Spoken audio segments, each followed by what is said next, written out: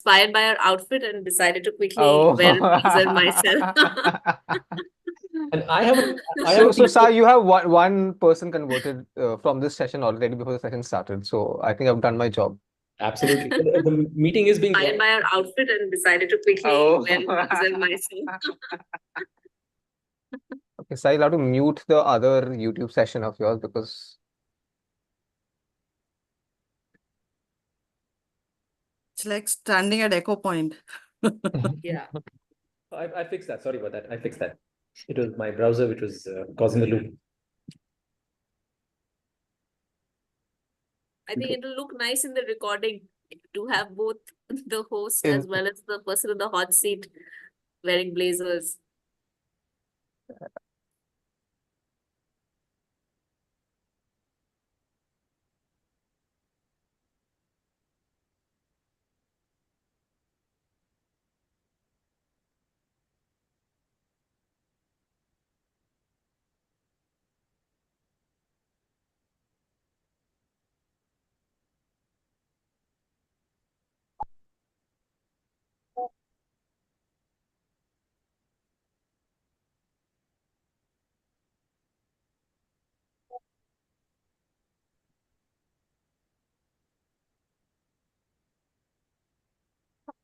Huvi, your network seems to be in yellow.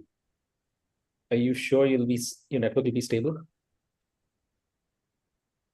Yeah. I'm going to spotlight myself. So you're going to be in the spotlight for a long time. So I'm going to spotlight myself.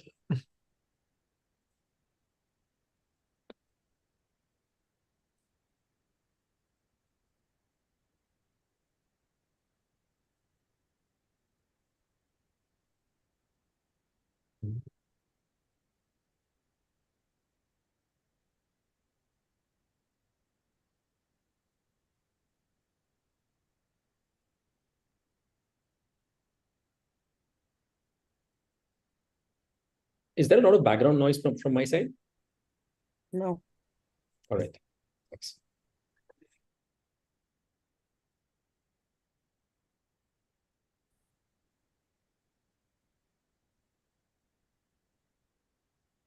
This is our very last session of Super September. You're going to be doing all that saying all that. I'll just be saying, here's our president. Over to you. Yes. Over to you. Sai is excited to end this session. Like, get done with it now. He's like, really? He's so, look at the excitement on his face, the charm, the glow on his face. It's true. I mean, it was so last year I was the president, so all I had to do was like just set the tone and set the plan, and then people are doing things. This time I realized that there's a lot of small things that There need to be is so done. much that the people are doing. Yeah. It's 6:59 in a few seconds, so it's going to start soon. All right, it's 7 p.m. Ladies and gentlemen, welcome to session number 5 of Super September. BKC Fireflies is... Yeah. Welcome to Super September, session number 5. BKC Fireflies' flagship education program, the one that we at BKC Fireflies are super proud of, the one that we hold dear to us and we do every year. This year, we're ending it on a high note because we're having somebody, we've called back somebody who's been a friend of BKC Fireflies for a very long time. And that person is somebody who you'll be meeting soon. But to get there, you have to get through me and one more person after me. What are we going to do today? We're going to have a conversation. It's not a typical Toastmasters meeting, so the rules don't apply. You can talk about sex, politics, and religion, but why would you? Because it's not relevant to the theme of leadership, I think. Please keep your video on if possible. If you don't have much to say, please turn off your audio. But if you have your video on, it'll be more engaging for the audience, for everybody to see what's going on. But other than that, I think it's time for me to hand over the charge of this session to our president, Toastmaster Cynthia Gokhale, who's going to take charge and carry you forward. Hello, everybody, and good evening. Thank you so much for being a part of this grand finale. As Toastmaster Sai just said, the Super September finally comes to an end on a very high note. And the two people who are actually going to hog the limelight are two dynamic personalities, one of whom I'm going to be having the pleasure to introduce, and one will be introduced by the moderator. So our moderator for this evening is none other than Toastmaster Bhuvi Gupta. She also happens to be the VP membership, so she holds a very important role especially in September, but even during the year. So welcome Toastmaster Bhuvi for this session, and a brief introduction. She is a marketeer like me, but she holds the accolade of driving one of India's largest banks, ICICI, and she is doing the branding for ICICI Bank. From her education perspective, she has done her MBA from MDI Gurgaon, and she has done her honors in economics from Delhi University. She is a Pakka Delhiite according to her, but I feel she is now molded into the Mumbai spirit, and she's become na idhar ka na udhar ka. But if I have to ask her, what is it that you love? Is it Delhi or Mumbai? And what does she have to say? I think I can't decide anymore. I've spent like half a decade now, in more than half a decade in Bombay. And I don't know anymore. So I think kudos to Bombay. And I'm like a unique Delhi wala. Awesome. What she also has to her credit is she's a trained dancer. So at some point in time when we're having a cultural event, don't forget to book Bhuvi for one of the sessions. She loves to read, and obviously she loves to dance. And with the 12 years of experience, she is now into the middle management. And the reason she decided to moderate this session is because she is a person who needs the most tips on how to grapple, how to manage between her boss and her reportee. So she is there in between, grappling with attending to both the levels of people. So Hardik, I hope you are able to build a lot of insights for us as well as for her as she takes you through the questions that's boggling her mind. Over to you, Bhuvi. Thank you. Thank you, Toastmaster and Presiding Officer, President Toastmaster Cynthia. May I request me and I would request myself to get spotlighted, please. You are already spotlighted. Should I remove Hardik? Hardik is with you. Both of you are spotlighted. Okay, great.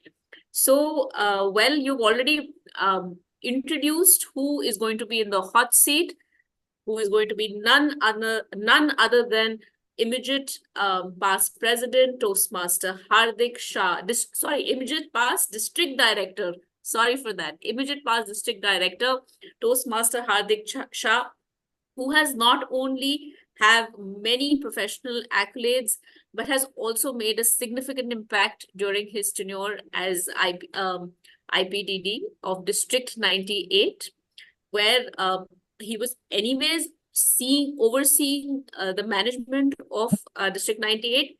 But when he was district director, our district achieved the highest possible Smedley Distinguished District status in his tenure, while celebrating the Toastmaster centenary. So amazing Toastmaster journey. And other than at Toastmasters, he has also many other accolades. He's a CA rank holder. During his professional journey, he has done many things. So he's been the COO of MT Educare, which is a Z-Learn company from the Z Group. He has been an entrepreneur. He has co-founded not one, but two companies. And of course, he's been a Toastmaster and even taken many leadership roles in Toastmasters at the district level. So I'm going to stop now, because if I keep continuing and keep describing all of his achievements, it'll only be me talking. So over to you, Toastmaster Hardik, and a very warm welcome to the hot seat. Thank you so much, Bhuvi, for that warm and long introduction. I've not been used to comparing my Toastmaster and professional journey so much together, but I think that was a good blend out there. And yes, of course, Bhuvi, welcome to Mumbai. I'm glad you like Bombay a little more than Delhi now. I'm still on the fence, but yeah, now I'm completely the monkey in the middle. Na idhar ki, na udhar ki. So I will last ask everybody in this session. We want to keep it interactive. I'll be asking Toastmaster Hardik a lot of questions, and anytime anybody wants to pitch in, please feel free to pitch in after raising of your hand. Uh, so the first question. You became a leader pretty early on. During the time that I was preparing, I had a deep dark look all on your LinkedIn, and I analyzed all that you have done. So you firstly founded a company in your 20s, and you became the chief operating officer of a company also in your 20s. And as Cynthia described, I'm a middle manager right now, and what I believe is it's not the quantity, but it's the quality that matters, right? So during your journey, can you share one or two experiences as a leader that have significantly shaped your leadership style and your approach to leadership? Thanks, Bhuvi, for that question. I'm sure a lot of us have this challenge in terms of stepping up the ladder, and we might be a little hesitant at times in terms of, will I be able to take care of this or not? Unfortunately, or fortunately, I am someone from the philosophy that say yes and then figure out how to do it. So back, I was working with EY, and I had a friend who said, let's do a startup. And I'm like, okay. We were in a very different space. I was a chartered accountant, completely finance profession, and we did something in the hyper local repair space of it, a complete industry which we had no idea about. But we just said yes. I quit my job, and we started doing that. Unfortunately, it didn't take off really well at that point in time, but it possibly pivoted me in a direction that, okay, I out of that big four corporate hustle culture to do something different, to explore out. It gave me a chance to meet and interact a lot of people. So that's when, in that 2 years I was there in the startup, I learned about coding, marketing, hiring, opening bank accounts, tax returns filing, a lot of those things that you learn, which are not taught to you in school. And that's where the door opened, in terms of that, sometimes you need to say yes, get things moving, pitch something big, like they say, bhag, right? Big, hairy, audacious goals. Pick something up which you are not sure of right now, say yes to it, and then figure out a way to do it, you know. And that's been my mantra largely in the last 10 years. I think every time I've said yes, and then I've come back and figured out, why did I say yes in the first place? But also that the fact I said yes, I will stick to it. Very, very interesting, actually. Toastmaster, I think you were doing an urban company of sorts, though a little early, but Yeah. definitely you had thought of it and were trying to do it. I think in the early 2010s, when before UPI, etc. So I guess your idea was early. Yeah, before And startups became cool in India, that's when we did it. of course, exactly. I remember that. In fact, in an aside, I tried to do a startup as well, Wow. but I stopped. I got a job, and then and I got a job at an opportune time, and it was just not working out. So I said, okay, fine, back to the professional grind. So Yeah. completely there with you.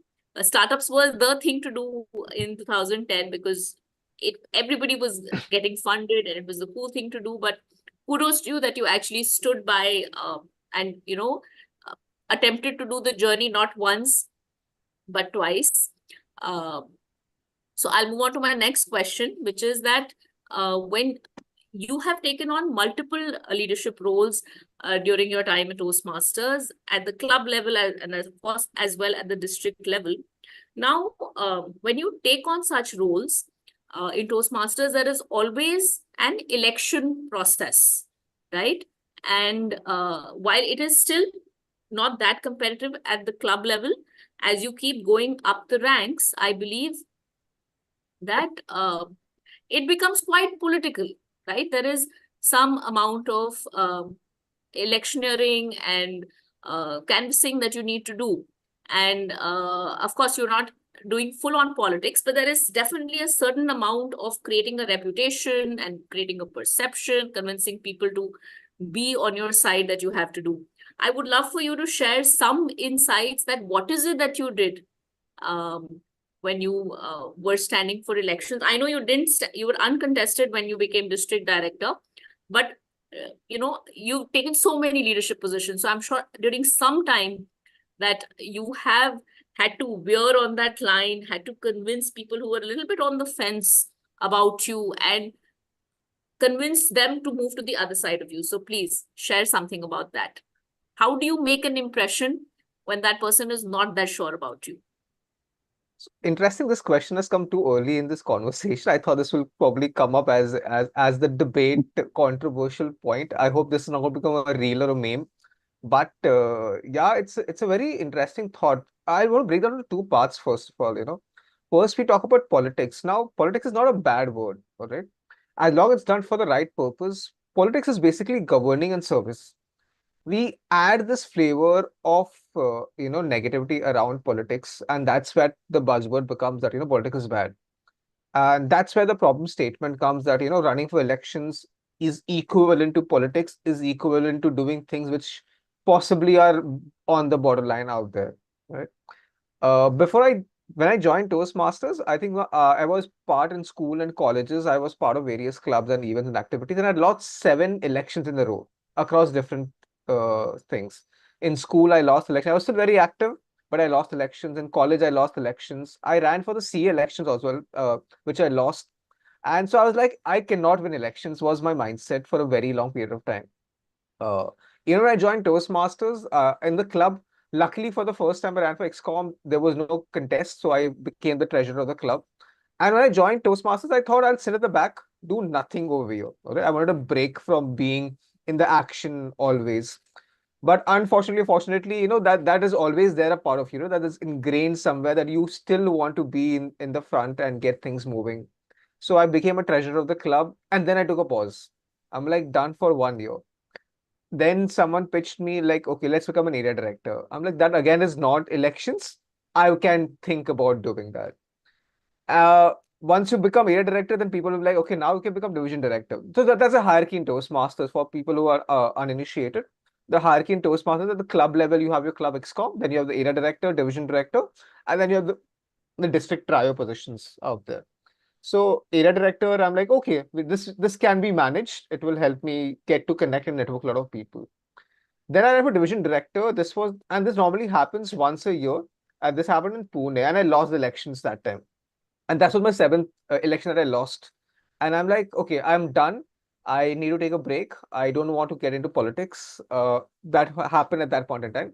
A lot of people who said yes to me didn't vote for me. I felt sad. A lot of friends were not around. And I felt very sad and dejected that, I didn't join Toastmasters to be a part of all of this. So I like, let's take a break. Fortunately, unfortunately, again, people were there. A lot of other people who lost elections, they came around like, Hardik, you should give it a try once more and all of that. And that's when COVID happened. And it was all online that particular year. So that's when I decided to, okay, let's give it one more shot. And this is, trust me, after losing 7 elections in a row. I had never won an election in my life 2000 till 2020. And that was a very self negative factor that, okay, this is not my place to be. I can't do all of that. But that year, then I interacted with a lot of people. District 98 was larger in that point in time. We had Pune, we had the entire Maharashtra, we had Andhra, Telangana, we had, Gujarat. Of course, Rajasthan was not part of us that time. So we had about 7, 8 states that point in time. And we had almost 200 odd clubs. And typically in Toastmasters, elections happen with the fact that every club carries 2 votes. And that's how, you get elected out there in those positions.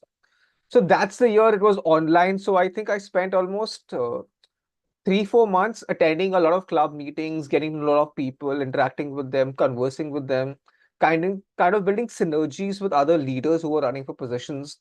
And that's how I went on to run for the elections. Now, during elections also that year, this is 2020 online again, I had 2 very close friends running for division director for Bombay. So I said, I will not run against you. I mean, that was a kind of, personal friendship also out there. Fortunately, unfortunately, there were only 2 divisions that till that year in Bombay. So I said, I will not run against both of you. Let them run.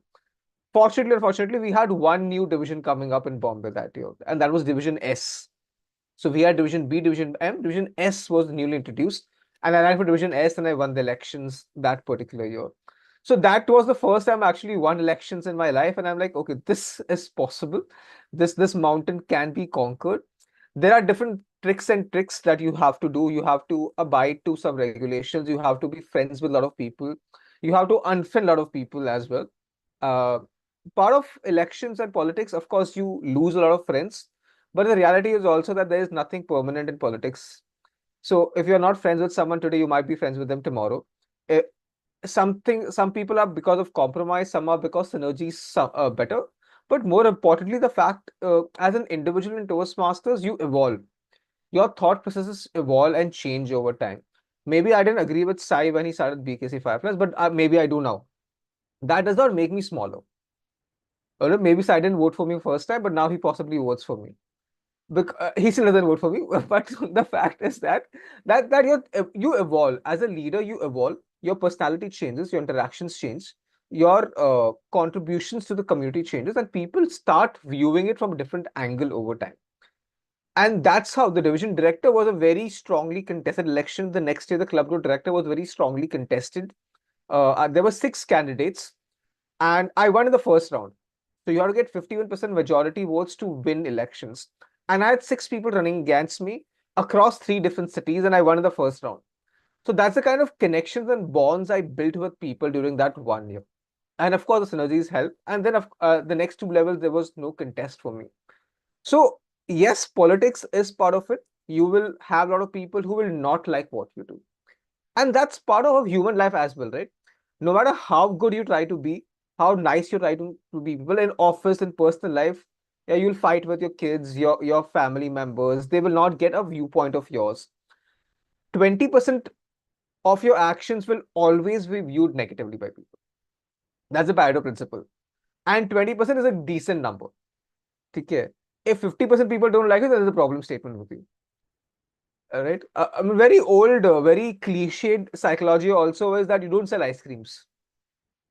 You don't have 50 flavors to satisfy everyone. Your decisions that you take are what you did at that point in time. So you can't expect to like that every voter, every person who holds a vote likes you. But if you're liked by majority, you have done something right. And that's where politics comes in place. And that's how, a lot of people win elections because they make comments or they make manifestos which are liked by people. All right. You deliver or not as a secondary aspect, but you need to be more likable to be able to win elections. Who you on mute, you'll have to. Very interesting point of view. I think I took a number of notes of what you said. First of all, the Pareto principle, of course. Pareto principle, the 80-20 rule, if you're winning 80% or if you have the overall positive insights from 80%, I think the job is done. And I have taken one more very interesting thing is that you need to make peace with losing people. That is hard, but definitely something to ponder over, that politics and leadership is such that you do end up losing people. I will now actually move on to my next question, which now goes into Toastmasters. So, when most of us join Toastmasters, we do so with an objective to improve our public speaking. Most people don't even join Toastmasters to improve communication. It's more or less only public speaking. Though, of course, what do you think that how is it that what Toastmasters makes you do with its curriculum, with the setup of the meetings? How overall does leadership get inculcated in people when they become Toastmasters? That's a very interesting and a good thought, Bhuvi, because a lot of people, like you said, come to Toastmasters with the idea. I have looked at from 2 angles. One is public speaking, and one to become confident, to be able to communicate. All right, like you mentioned communication over here.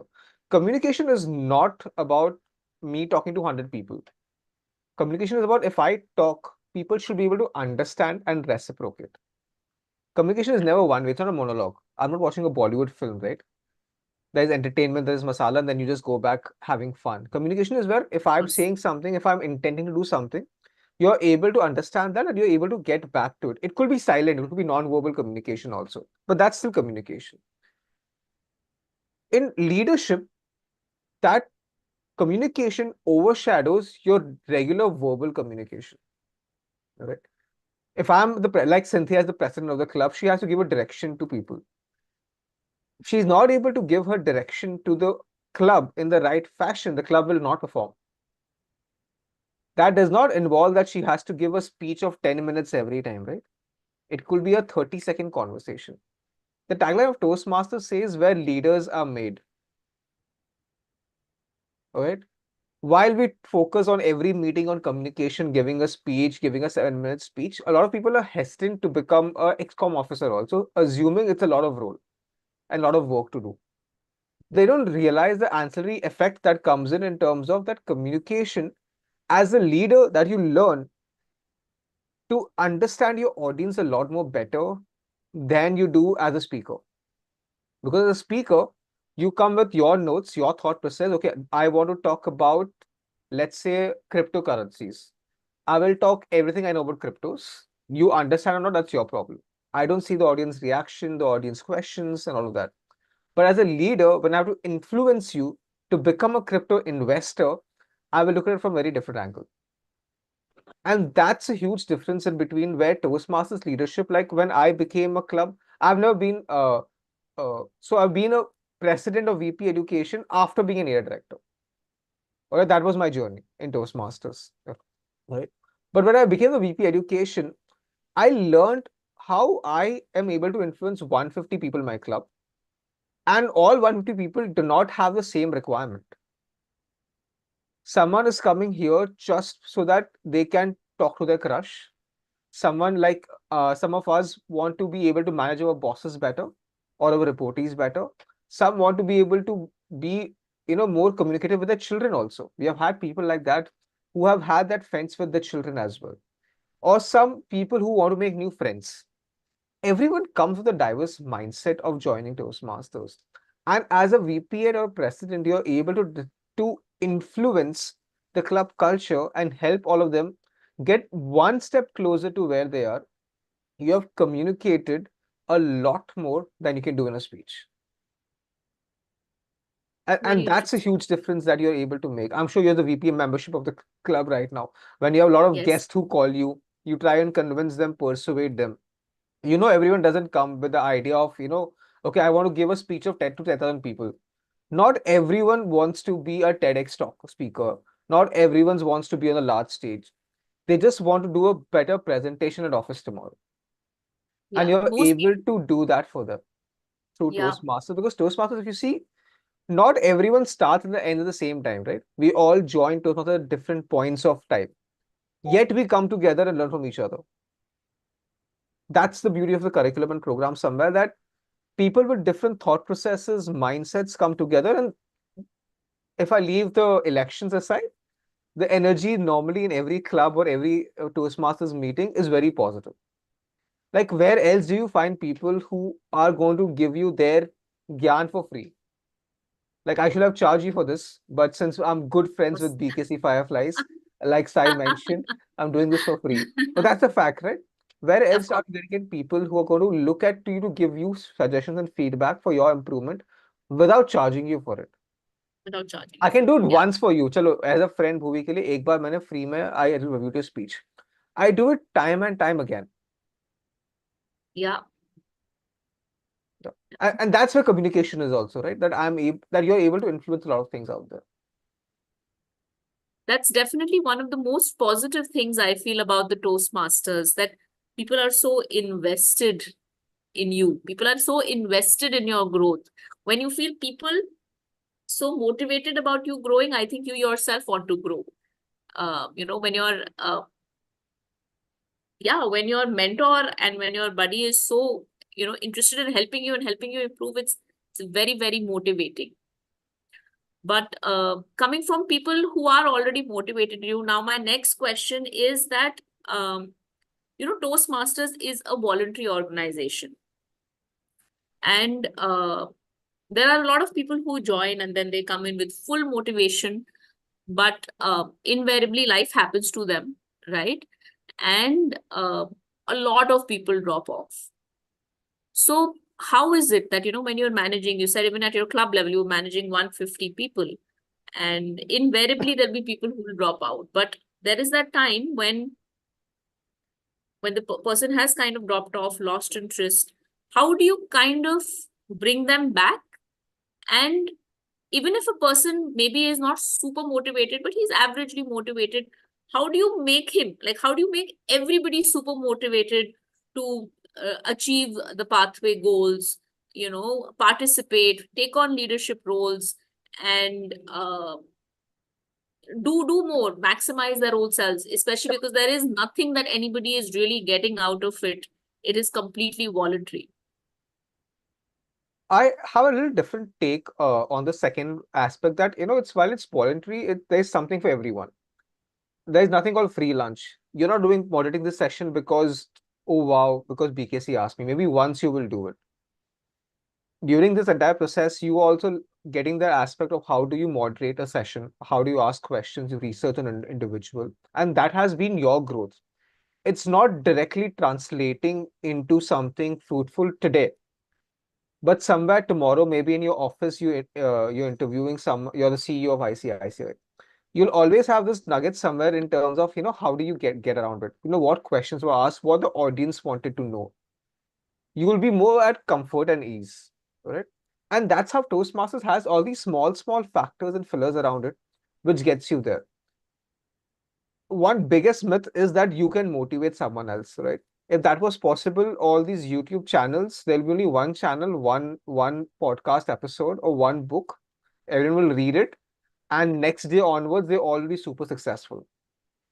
The reason all these motivational speakers and all are so successful in making money, because all our attention span is very limited, right? Like, why do reels so successful? 30 seconds, because your attention span is so limited that you will keep scrolling and move to the next person. So motivation is always going to be in-house. But I believe more than motivation, what's important is discipline. I want to be a better speaker, yes, but I will not attend any meeting of BKC Fireflies. But I will still want to be a better speaker. No. Like you mentioned, someone is half motivated. I'm not sure this will work for me or not, but let me attend the next 12 meetings and see how what happens to me.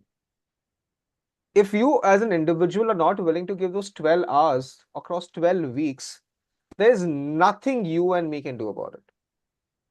External motivation is absolutely a myth to make money, and it's very limited gratification that you get out of that. If I don't want to be a millionaire or billionaire, all of us want to be, right? But Of if course. I'm going to sit at home, keep my money in my savings bank account, not do a job a day, not invest the money right, not learn how to invest the money right, or outsource to someone else, it is never going to grow for you. And that's the same with you. A lot of us, you look at Toastmasters as an example, the most common example is gym membership. I'm sure Yeah. everyone in this room has once looked at some health regimen, done it for 2 weeks, 3 weeks, then something more important came, you started traveling, your office schedule became busy, whatever, you broke a leg, you fractured, and you never went back to your schedule. And then you question that, why am I unhealthy? And you will see all these Instagram posts of fitness influencers, we'll make you this in 4 weeks, 5 weeks. It's not going to work if I am not going to sign up and show up. Even on days when it's uncomfortable for you to show up and you show up, that is when it makes a difference. Like in gym, they if some of you go to gym, right? They said that you do 10 reps or 12 reps. But the point is, after the 12th rep, when you hit the maximum potential, when you do that 13th rep, that 13th rep is going to give you the muscles, not the 12 reps. That one extra uncomfortable zone that you get into. So motivation, breaking it out, I'm sure a lot of these people will kill me for this, who make money for it, but it's personal. I can inspire you.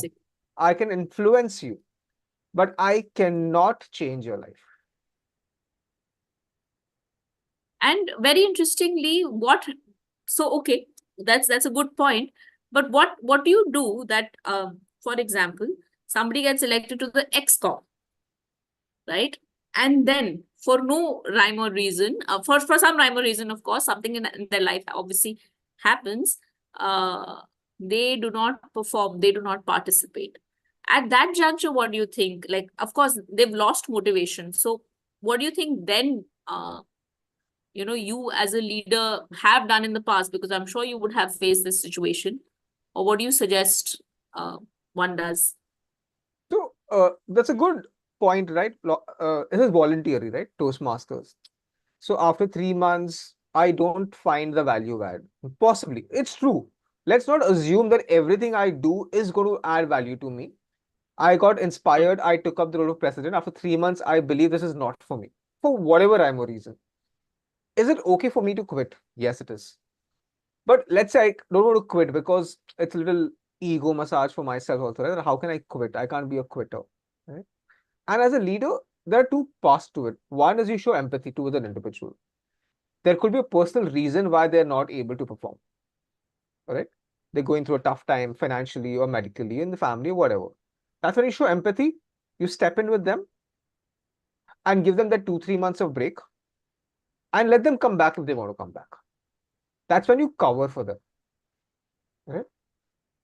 Two is a person who has gone incognito, is not responding, not messaging, nothing.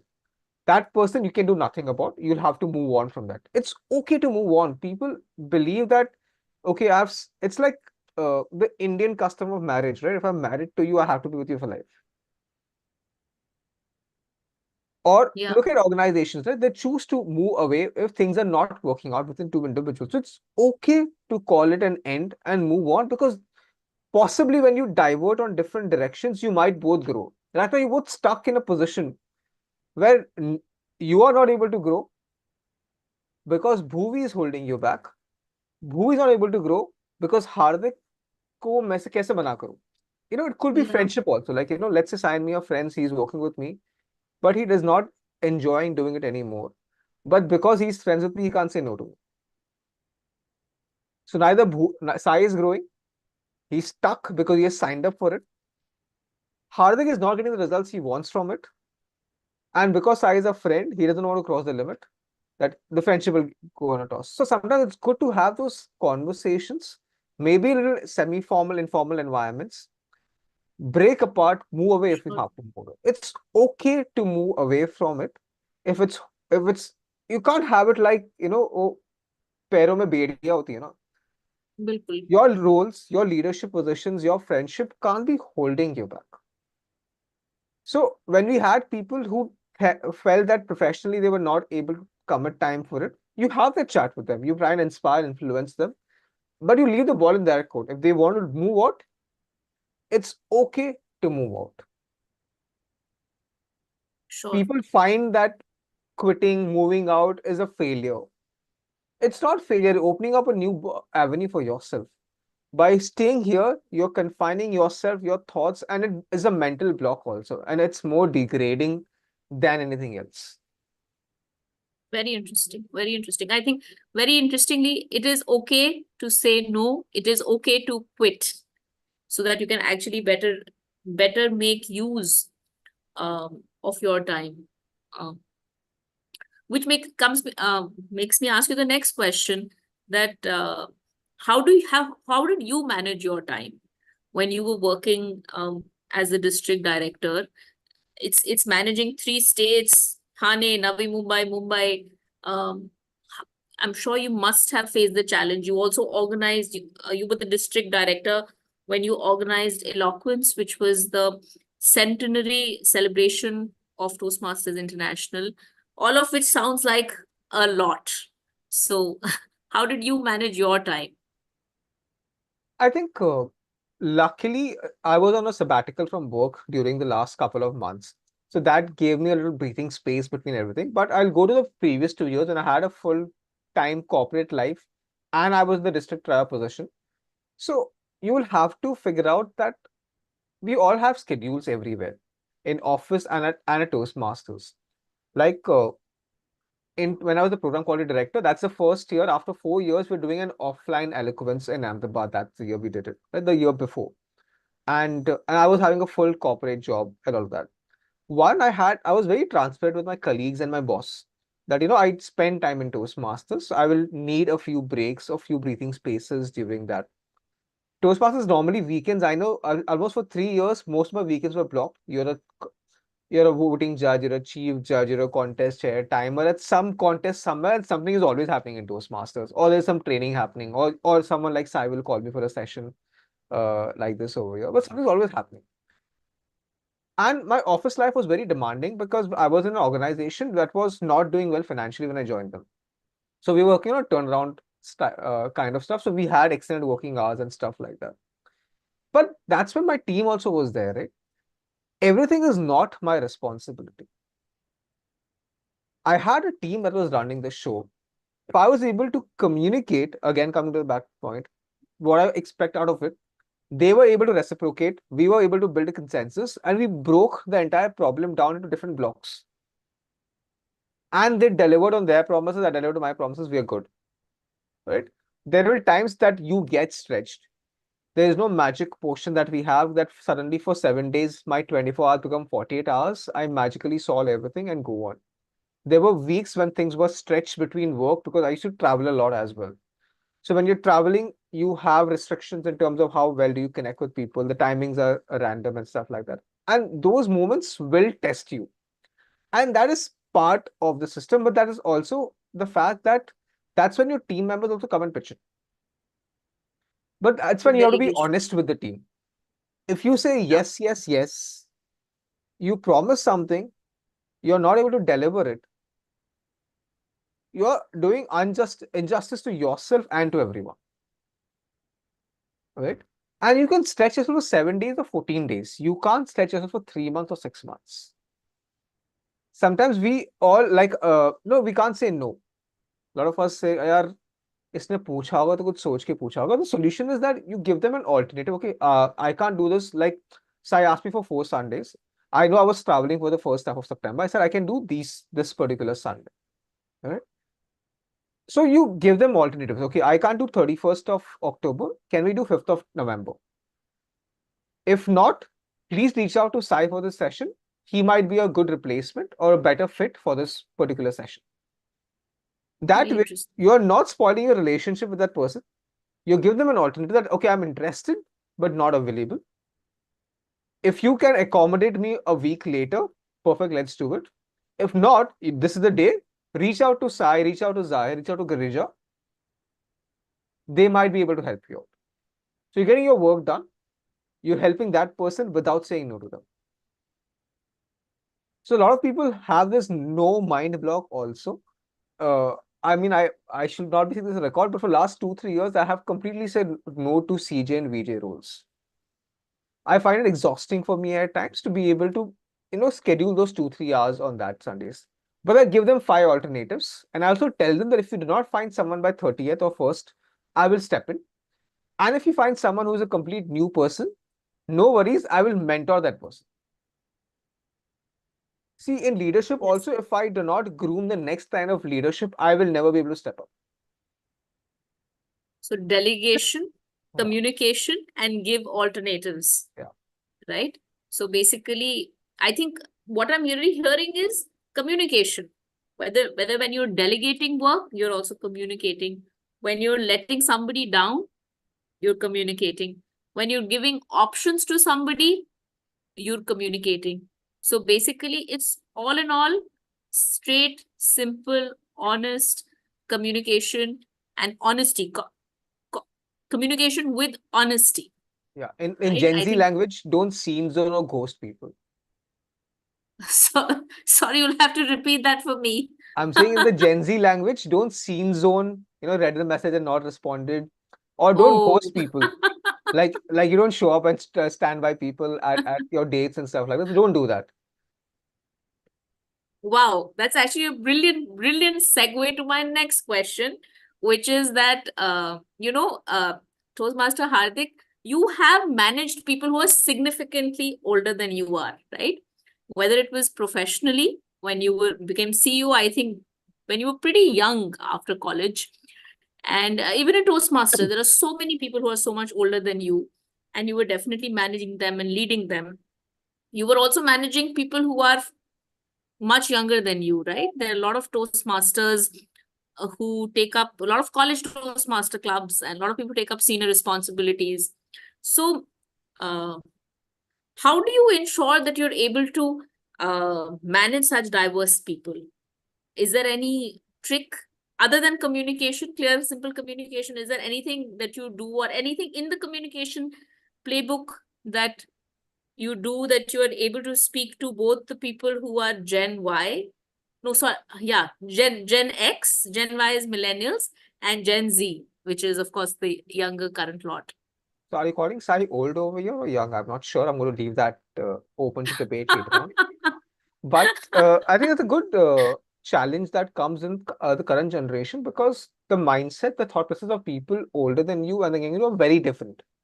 They come from very different ideologies, and their perception of each other also is very different, right? And having worked with a lot of these people very closely in the last couple of years, I think that gives you a lot of insight on how people are. So I'll give you a little professional example that I was a pseudo principal for a school in Nagpur because the principal resigned. Right, so I was handling teachers and all who come with a mindset, that students are supposed to be very strongly disciplined and do this, do not give them any freedom and stuff like that. They should only focus on education and all that. Students believe that the teachers and parents don't understand what we want. We don't get time to play, enjoy. We're just studying the entire day. So how do you find a balance between them, right?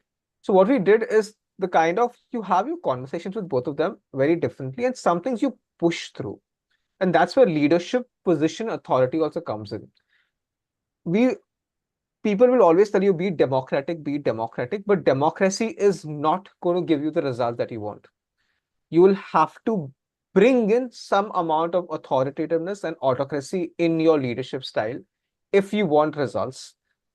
You cannot always expect consensus building is the way forward. That only wastes time at particular times in tone. So with the school, what we did, we brought in a no bag Saturday concept. So 5 days, the teachers have their say, education, studies, all of that. We introduce a zero period. That is before school, the first half an hour is for them to choose any sport of their choice. After that, it's only education. And Saturday is a no bag day. Do not carry a bag. We'll have fun learning sessions with teachers. And that's how we bridge the problem for both. The kids started loving it. Oh, I don't have to get back on Saturday. Wow. So I became a favorite with the kids. They started loving me a lot. Like, wow, such a nice principle that we have got. Teachers also found their Saturdays lighter. That they don't have to teach a subject on Saturday. And they're like, okay, 5 days we're getting our subject to teach. We will manage all that. And when you come to the leadership style in terms of the Gen Zs and millennials believe Gen Zs are not focused. They are not productive enough.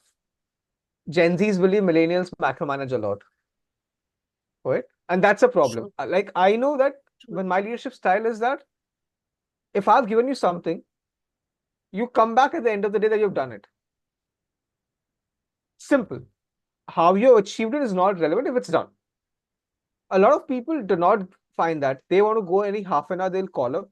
Like my first job at EY, I had a senior, he used to sit 4 cubicles away.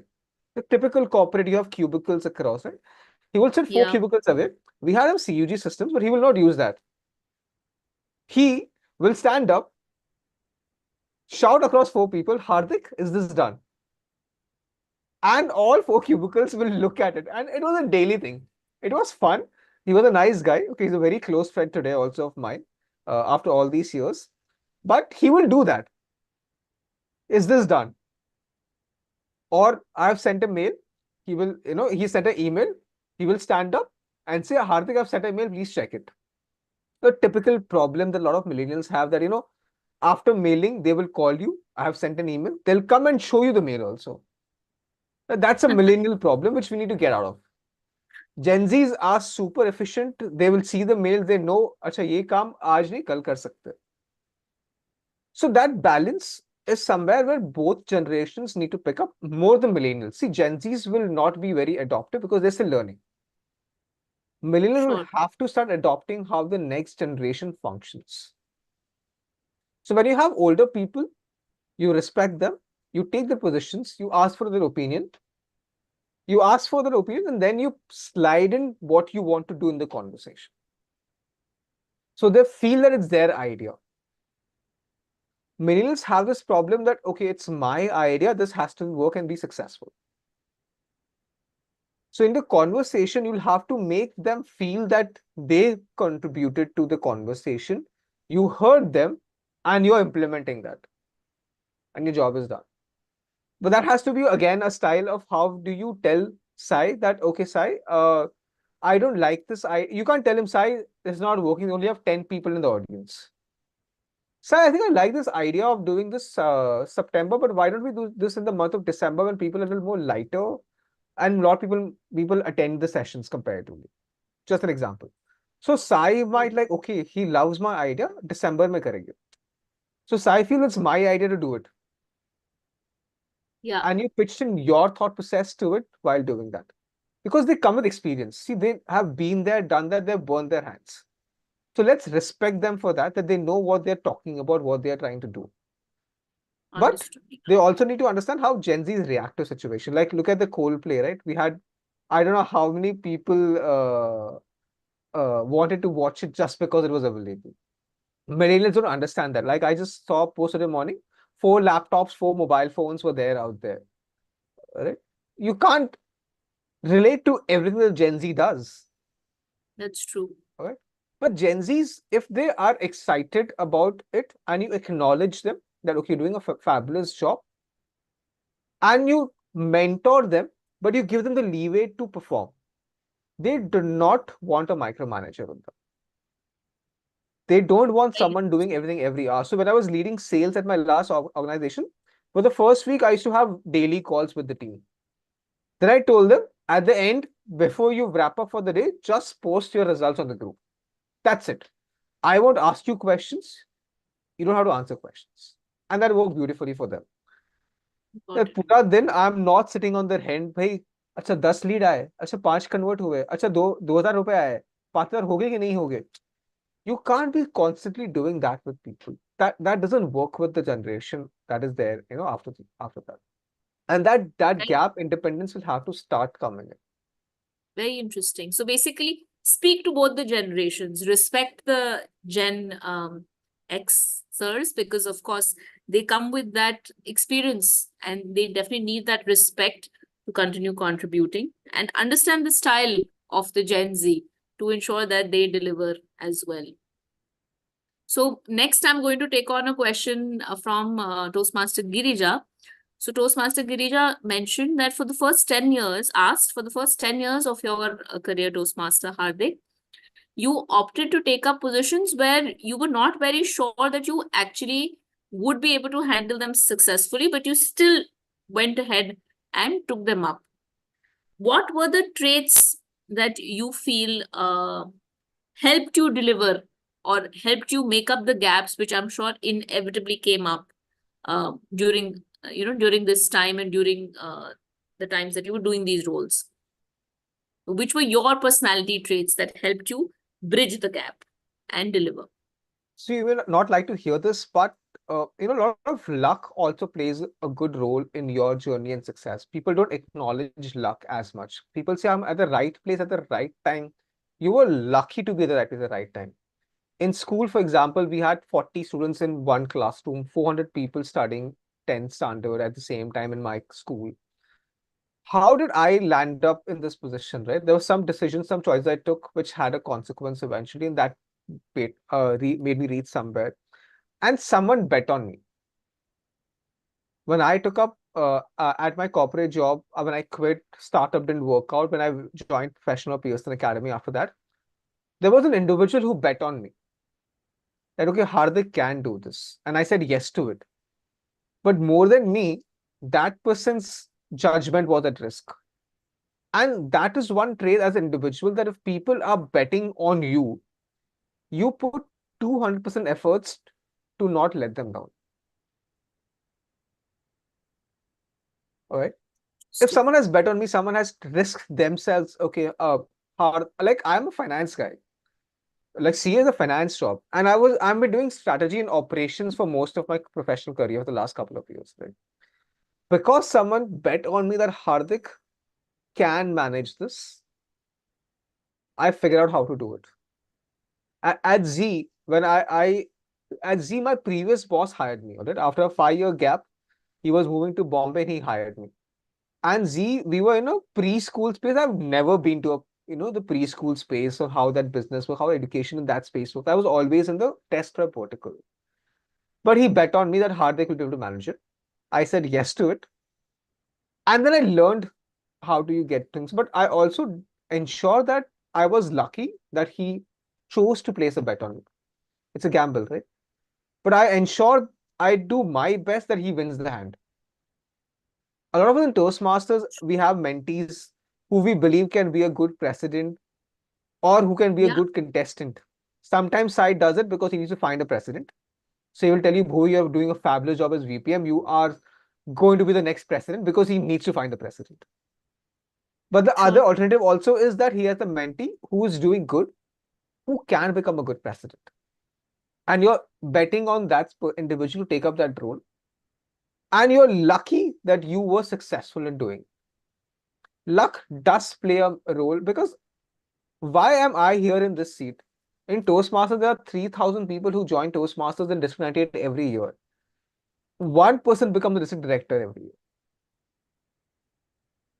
Right place, right time, plus luck. Let's not discredit all of this from our life and fortune and over there. I won that election. I possibly lost that election. Since I lost the election, I became the division director next year. That year, the district went through a reformation. So there were multiple positions, and that's why I ran for CGD. If I had got elected a year before, I had no intent whatsoever to run for the trial position. So Interesting. sometimes, even when you lose or fail, it's possibly a luck factor, which we do not acknowledge at times. So let's accept it and embrace it, that you are at times lucky to get where you want to be. But Yes, I think you're efforts and being, hard work, but yes, luck also. sure. You are being a little modest. I would have liked you to actually share the traits that really, really got you to succeed. Because, of course, luck, there is, it's the role that luck plays is undeniable. But I think the other half is definitely done by the person who is the person who's chosen by Lady Luck. So I'll So actually I ask will, you the same chalo, question. ठीक है. But I'll I ask you get the your same point. question I'll ask you the same question in a slightly different way. So even when you're, like, for example, you're putting together a team, or I'll give you when you were putting together your team for eloquence, right? What were the traits that you chose or that you needed in your core team to, ensure that you would have succeeded? I hope the conveners are not in the call right now, or they don't watch this. But I remember I did this panel discussion with Libby was the convener this year, and she invited me to a club for panel discussion. And I told her that this is how I went around choosing you, motivating you throughout. And she was like, Hardik manipulated me. So leadership is a little bit about manipulation as It well, is. but in a positive way also, right? How do you look at it from the perspective is important. So back in school, when I was studying for my 10th or 12th boards, I had a habit of referring to 3 or 4 books for the same subject, preparing my material, and then giving the examination. I like to be over prepared.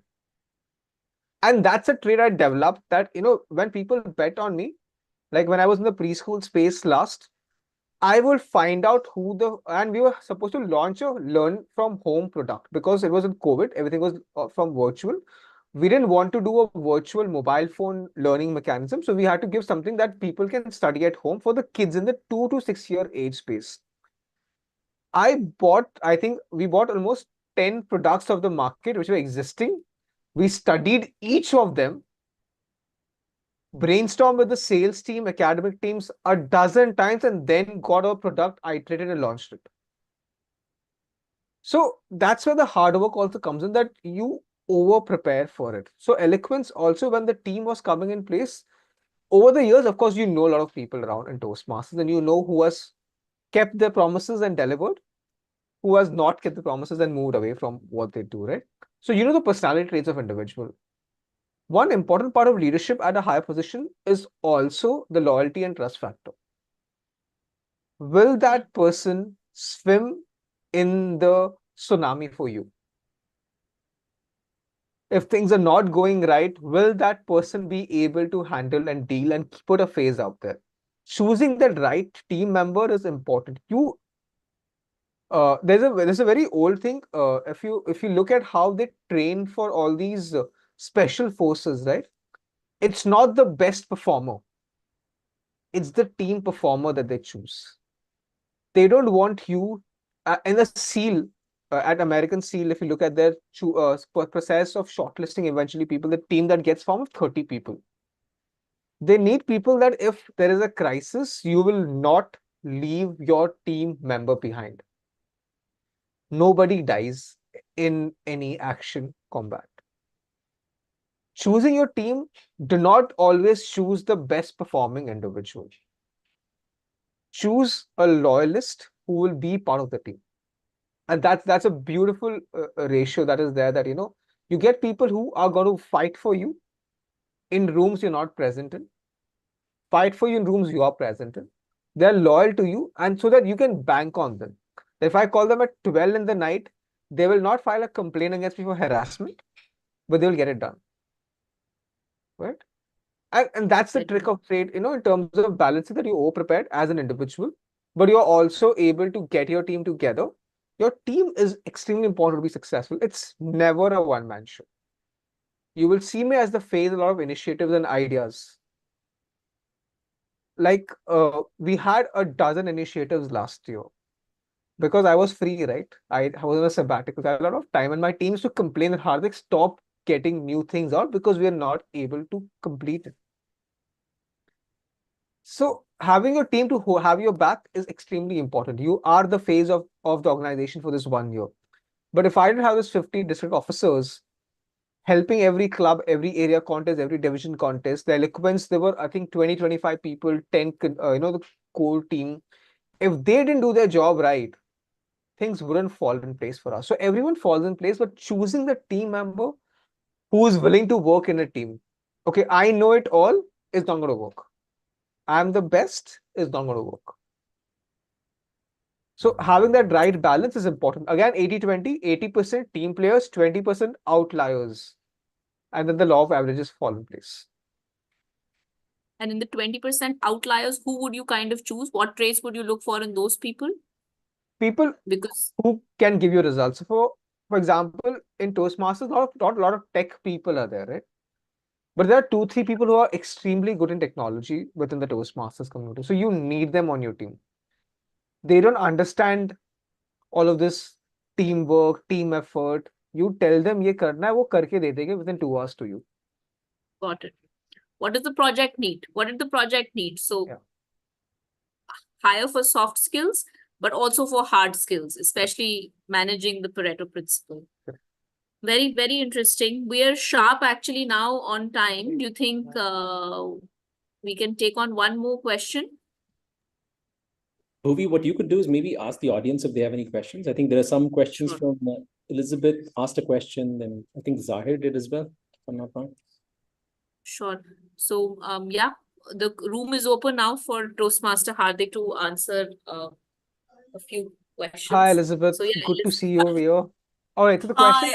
I saw it at late notice. I couldn't resist being online.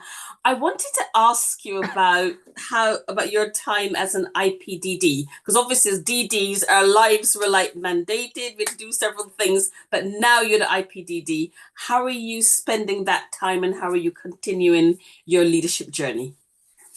So it's like retirement from office, right? You've worked in an organization for 50, 60 years, and then you retire completely out of it. And what do you do with your life, right? You start questioning your life choices somewhere because of that. I think I was obsessed with the dashboard during my year as a district director. 1:30 when the dashboard refreshes of Toastmasters, and I used to be on it. Come rain, come sunshine, whatever it is, I knew at 1:30 I would see the dashboard. I was obsessed with it.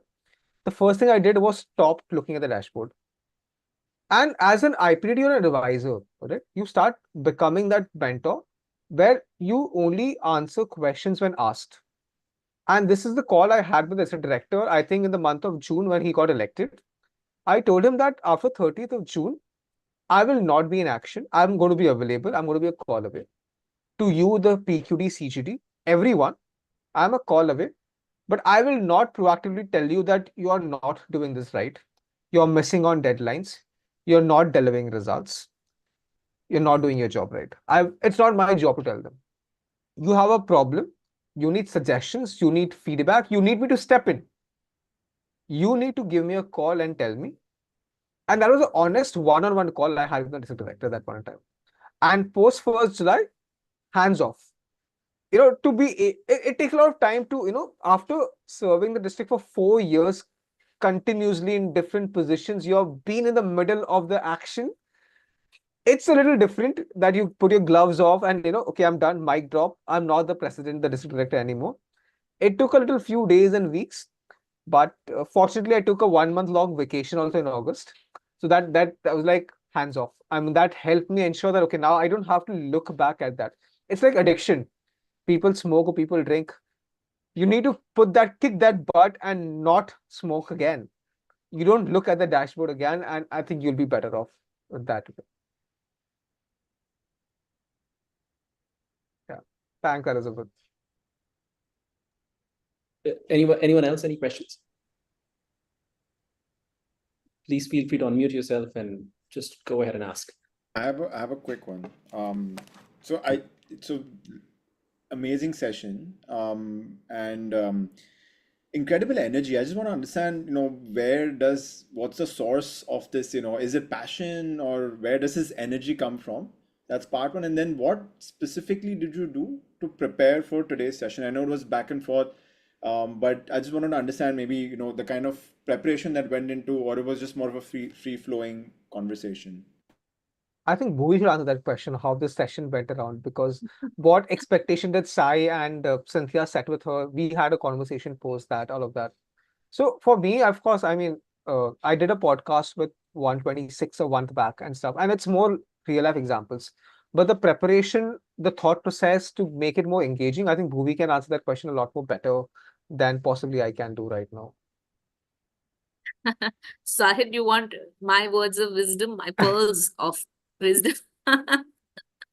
So, as a wannabe IPDD, basically, I prepared actually. I think I skimmed and scanned Toastmaster Hardik's LinkedIn, after which I spoke to him, and I did some research on YouTube on podcasts that I like, where they're inviting guests and how they kind of speak to them, introduce them, interject, engage with them. I think the combination helped really. The fact that I did my research, spoke to Toastmaster Hardik, and I think the cherry on the cake was me watching the YouTube podcast that I enjoyed, and I felt that I it held my attention, because I leave podcasts which are not engaging almost immediately. So I think that helped. And yeah, we're now assuming that you liked what I said and how I handled the session. So yeah, please let me know in case that assumption is correct. Research and preparation, yes. And then Hardik, regarding the energy part, that's your personality, that's just who you are. So honestly, I'm a hardcore introvert. Right? If you find me in a random situation, like I mentioned this earlier as well, that like, for example, in flights, if I'm in the aisle seat or window seat, I will think 10 times before asking the person in the aisle to let me go to the washroom, or the air hostess to give me a glass of water. I think I'm extremely an introvert that way. But something that I understand really well. I enjoy doing it. Uh, that's when the energy comes in automatically in terms of this. And maybe I just hit the gym and came to the testosterone a little higher right now, possibly because of that as well. But yeah. Yeah, runs usually do that. They kind of give that Yeah, energy. yeah. Anybody else? I want to ask one thing from Hardik. Whenever I'm giving speeches or I'm communicating, I often feel challenging because if I'm not prepared or is there some impromptu speech, I tend up being confused or not being with the flow, and it makes me feel uncomfortable or sometimes not confident enough. So in that case, whenever you're giving or you're interviewing or you're asked, whenever you are being asked some question, do you actually think, like you take some pauses or you go just with the flow with the words? That's a good question, Nidhi. I think a lot of us go through that initially when we start communicating or doing all of this. So when I gave my first speech, I gave my first speech in Toastmasters after almost 3-4 months of joining Toastmasters. Drafted my icebreaker, redrafted, wanted to have the perfect launch, like I was the celeb son who was being launched by Karan Johar, right? I want to have the perfect launch out there for icebreaker speeches. People clapped me, and I thought I'll get the best speaker ribbon. I didn't get it. Uh, and then the next speech I gave, people like, okay, this is better than last time, Hardik. And I was a little less prepared. It was within 30 days of the previous speech. And then eventually I went on to give, I think after 6-8 speeches, I gave one speech which I prepared just 24 hours before. Right? And I, of course, won the best speaker ribbon that point in time. I didn't win the first time, and I was over prepared for it. So, Nidhi, the answer is that whatever I spoke in last 60 minutes, how do you know everything is true? What if I faked some part of the That's journeys? What if I faked my experiences? Like what we see on social media also, right? What if I faked some part of it? The audience doesn't know that. My story right. was engaging. People enjoyed, people applauded, people smiled. It could be fake, it could not be true.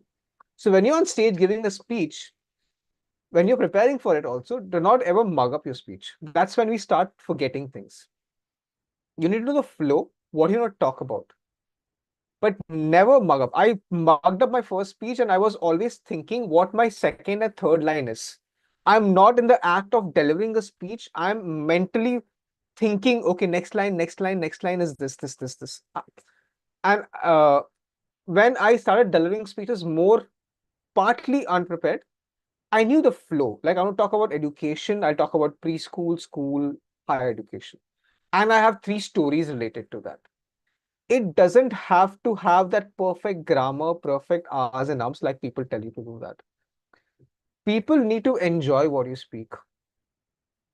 I'm sure in this conversation, there were a lot of R's and ums in my communication that were there, right? Last podcast I did, when I heard it afterwards, I think I had at least 50 plus R's and ums. So that was a self-reflection. But nobody knows your story. Even if you fake it on stage, you've delivered your speech, people clap for you. So once you stop thinking, like even if I'm giving an icebreaker, I can give that, okay, I went to Mannat, I know Aryan Khan, and we were on the cruise together. People will be like, oh, but they don't know, right? The reality check of it. So on stage, so that first your preparation, stop mugging up. On stage, if you mess up something, nobody knows your script. Improvise on the stage, change your narration. You know your story better than someone else. If you do that, your job is done. You don't overfake it also. Don't make it a tall tale competition. But you know how to improvise on stage because people do not know your content. And one thing I always tell people is that the audience over here, 12 people for the last 60 minutes, they want you to be successful. They are not wasting their 60 minutes. Let him mess up. I'm waiting for him to mess up and create a meme out of it. They want to take something out of it. Why will someone spend their 60 minutes listening to Hardik to mess up what he's doing over here? No. So the audience wants you to be successful. You need to believe that you can improvise on stage because people do not know your content. That's it. It takes time. It's not that I tell you today and tomorrow you will do it. Once you give those 6-8 speeches, gradually start reducing your content preparation, looking at audience a lot more, you will get in that comfort zone once you go on stage. Like I know when I preparing for speeches, I have my script, and I'm that student जो exam के 1 minute पहले तक book पढ़ता था. So मैं script भी 1 minute पहले तक पढ़ता हूँ. I will also have a copy of the script in my pocket कि अगर मैं भूल गया तो. But I'll not use it ever. But that mental block has to go, and that takes time to get there. I know we're short on time. I hope that answered the question. Nidhi and Sai raised his hand. Was that to show a red card because you don't have one right now, or something else? So I will conclude that fake it till you make it. At least in your speeches, You can bite the time if you are not. get into comfort zone. All right. So it's 8:12 hours. Again, we're behind time by about 5 to 7 minutes. So if there are no more questions, I guess We close we the session. are winding up. Yep. Sure. So, thank you, Toastmaster Hardik, for such a enriching session. I know I've made a lot of notes, and I know people in the room also have. I didn't get to ask a couple of questions, especially on the things that we discussed, including the book Psychology of Money by Morgan Housel and your travel. So maybe we have enough content for the next time. So thank you so much. And we really enjoyed, BKC Fireflies really enjoyed having you share your pearls of wisdom. And we definitely hope to host you again and hope that you do join one of our meetings very soon. Thank you. Thanks, Bhumi, I'll for hosting hand this beautifully, and thanks, Sai and Cynthia, for inviting me. Yeah, I didn't manipulate you, Sai. That's not the statement I want to make over here. But the fact is that thank you so much for having me over here, and excited to be part of BKC Fireflies. I hope there was some value adds from this session. Looking forward to more, and BKC Fireflies becoming president distinguished this year. Sai, it's on record. Dude, did you really say that? Really put that last bit over there as the icing on the cake, a little bit of pressure. But yes, I completely echo exactly what Bhuvi has said. I learned a lot. I'm not the kind of person who takes notes, but it did matter to me when you said a few things which simplified leadership, made it more real, simplified the decisions. Like, for example, the conversation about having to let go. If somebody is not some relationship or some working relationship, not a personal relationship. So if some working relationship is not working out, just have to let go, just have to move away from it. That's okay. Just hearing someone say that makes such a difference to me, and I'm sure to a lot of people, because we have this feeling that if somebody is not working out, it's also a fault of the leader. Maybe it's just the circumstances. I think that the negatives of what you said, the things that you said, you need to understand that you explain from a leadership perspective, were of equal value than just the big sound bites and all that. And I did put your sound bites on the WhatsApp group. There's a lot of pushback on that. But anyway, thank you so much. I appreciate the time you took. And this concludes Super September with session number 5. Last year, we had 5 Saturdays. We had 5 sessions. This year, we had 4 Saturdays, but still 5 sessions. Next year is going to be somebody else's headache. But for now, thank you everyone for coming. Thank you for joining all these sessions, all the love you've shown for BKC Fireflies, and all the support that Hardik himself gave, because I'm sure he has a lot of demands on his time now that, oh no, maybe not. Maybe not. He doesn't have too many demands on his time. He's no longer the DD. He's just some random guy on the street, right? So I'm going to close. This part of the meeting is over. So I'm going to remove myself from spotlight. What we could go ahead and do is, for the next few minutes, if people have any more questions, just want to chat. Akshata, I didn't hear anything from you. Vaibhav, I know you joined just now. Sai Shri, if you have any questions for Hardik, just something to talk about leadership, maybe your leadership journey, if you could share something like that. I think Sai Shri and Vaibhav can speak a lot more because they've worked very closely with me the last 1 year. Good, bad, ugly, they can talk a lot more about it. I didn't see Shayastri until now, so I'm not sure if she heard much of the content. No, I think she was there. She's laughing. Laugh emoji, both of them are put in. Nice. So Akshita, Vaibhav, if you have any feedback, any thoughts on what you heard, what are your big takeaways? We can talk about that for the next 5 minutes, and then we can end this call. Vaibhav, what was your key takeaway? Hey, Sai. Am I audible? Yeah. Yes. Thanks for this opportunity. Actually, I was working, and side by side, I wanted to miss this Hardik session, so I joined in parallel. So yeah, I had worked with Hardik, like Hardik mentioned, for last 1 year in his last term. So I know his style of working. and I always ask him, what keeps him motivated. The, the and after working with him, I realized that this is particularly the one role that I will never like to opt in the Toastmasters and the district director role, because the effort which Hardik has put last year is, you know, not many people at the club level know what one has to go when he is into the trial role. So yeah, it's been a lot of learning for me from Hardik during my term with him. All right, that's good to know. Saishri, you said something on chat, so maybe you're ready to talk to us also. Your video is turned off though. Yeah. Hi, Sai. And about the Hardik Shah, if you talk as a DD, I will say he is still, I'm saying he is the best leader till now I work with him, with someone.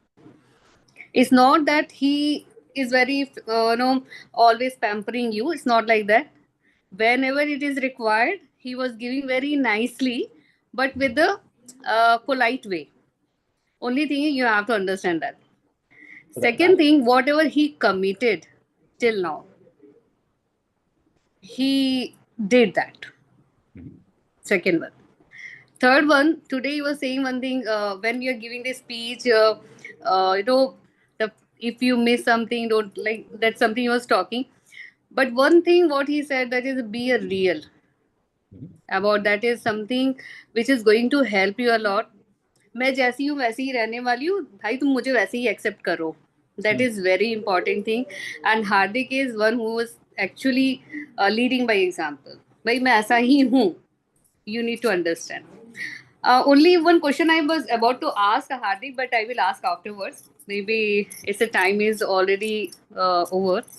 Right, let's just get Akshata if she's Yeah. something to share, and then Shefali if she's able to share something. Akshata?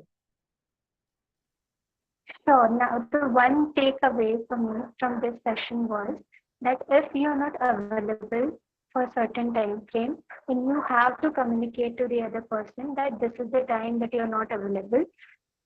Or in case if you're not available, you have to find a replacement so that someone else would do that work responsibly. This was the biggest takeaway I had from the session. Right. And regarding overall session, it was a very good session when it comes to leadership. How are you supposed to manage things? So you gave an overall idea about, how you have to take the leadership position and what challenges you can face ahead. So, it was a wonderful session. Great. Shefali, anything from you? Hi, good evening, everyone. For me, it was like politics is not a bad thing. I used to think it's very shady thing to do, but now I'll have to improvise on it. Definitely, thank you, Toastmaster Hardik, for sharing that with us.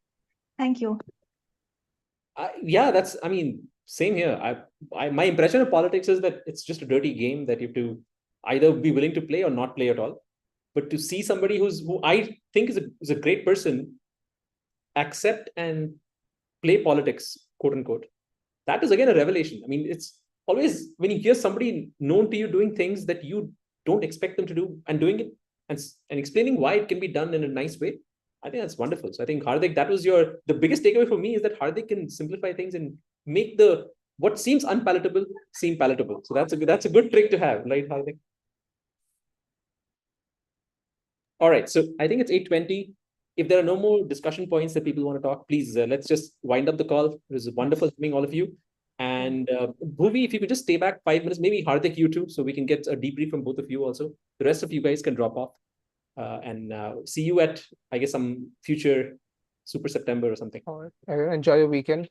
Yeah, See you everyone have a sometime. great weekend. Just Bhuvi, give me Hardik, 1 minute, Sai. Yeah, just give me 1 minute. Yeah, no problem.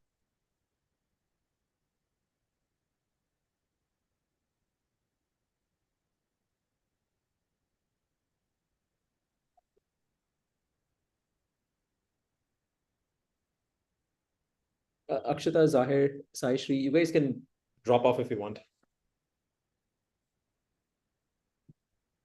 Sure, I just wanted to make a comment. I think one of the things I want to talk about, I didn't because we are over time. is that, you know, I always wondered what Toastmasters was about, and I always felt like it was more about public speaking, about that. But I realized, you know, based on this conversation, that it's more so about communication than just public speaking. So Yeah, and once we'll probably end when Hardik is back, but I think there's a lot of glad handling and leadership development that happens behind the scenes when you take up XCOM roles or a something. role, right? But Ah, not when you're just a member.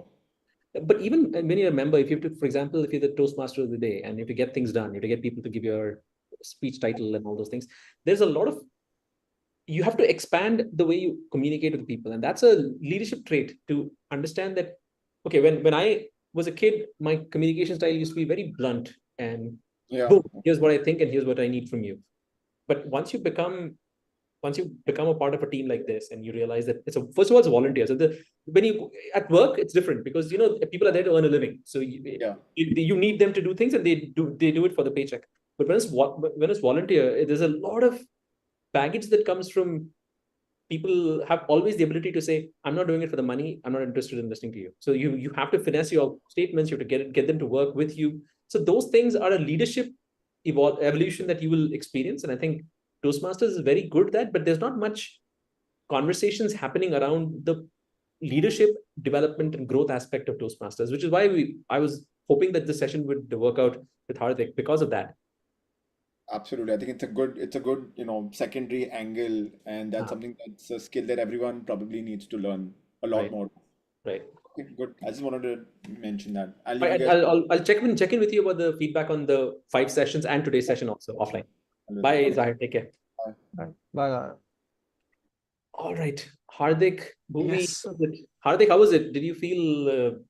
Did you enjoy this session, or was it like what too few people for you? No, that's Just okay. 12 I to think 15. normally Toastmasters meetings, if you do it online today, that's the audience size that you normally see. So that's perfectly fine. I think the fighters, even a few people enjoyed it and it stayed for the entire session. Means it was of value add for those individuals out there. Right. And I really appreciate the time that you took. I mean, I know you didn't have to, but I guess some of that arm twisting of, we go back a long way, please.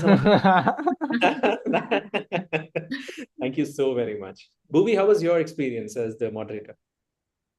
It was actually wonderful. This is my first time doing this, so it was a learning experience for me. I genuinely have been watching YouTube videos to kind of pick up on, you know, how to make conversations more organic, how to kind of break into new conversations. So learning experience for me. I think I could have interjected and had a two-way conversation a little bit more. That was my own feedback for myself when I was speaking to you. But overall, I'm happy. I think people really enjoyed the conversation. People actually genuinely had takeaways. And that, of course, is due to the pearls of wisdom that you were spouting, Toastmaster Hardik. But I think to pat myself on the back, I probably kind of You should, yeah. got you to say those things. And I felt that there were some interesting segues into the conversation, which were there because of our questions. So I feel that my research and my work on YouTube and, you know, Talking observe, skills. it kind of worked out. But I want to hear from you. What do you think? Do you think both of you actually, what do you think I did well? What do you think I could improve? Did you enjoy the session? I hope Of nothing course, was. I enjoyed the session. I think, I mean, of course, we discussed it. So, you know, the questions came in a flow. You're able to add to it. Maybe sometimes add your perspective to it, you know, that, okay, this is what happened with you in your office or in Toastmasters. Make it more relatable. So I am possibly looking at the 30,000 feet view. After so many years, I might be using jargons. I'm not very sure. I might have used a few jargons in the conversation as well. So that is where you could possibly help from an audience perspective that, you know, what's your Bhuvi's take on it? You agree to it, disagree with it. It's okay to disagree also with the speaker at times. Okay? It doesn't have to always be right. And yeah, I think that's it. I think otherwise it was good. I think you were calm and with the flow. So and There was you were an early smiling question more that than me. Bhuvi, Smiling more than me, so that works. Someone has to smile on camera. one early question that Bhuvi asked, which I think it threw you for a loop. The question about elections or something, or politics was it? I forget what it was. Politics. But Hardik, did it throw you for a loop, or were you prepared for it? No, I think she had shared the questions with me, so I knew the election question was going to come. Was there on the agenda? Of course, I added the fact that I didn't expect this coming so early. Acha. But yeah, I mean, she had shared the questions with me earlier today, so yeah, that Okay, seemed okay. that. Wonderful. So I I'm actually did that. I didn't want to throw you in for a loop, or I feel the quality of conversation is a lot better if you know, even if you gather your thoughts a little bit. Correct. Yeah, it So helps better. It helps better at times. it helps. right. Unless All you're expecting a reaction, and that's when you throw right. those questions. Yeah. Okay, Yeah. good. So Yeah. I think that's pretty much it. Thank you, everyone. I'll All right, see you thanks. guys soon. This all is on YouTube, by the way, whatever we spoke right now also. It's on YouTube, yes. I'll share the link with I'm saying what we spoke right now also is on YouTube, It's by the also way. on YouTube. Shouldn't we cut that out actually? Oh shoot, that's a good point. I didn't stop streaming. Yeah. All right. Yeah.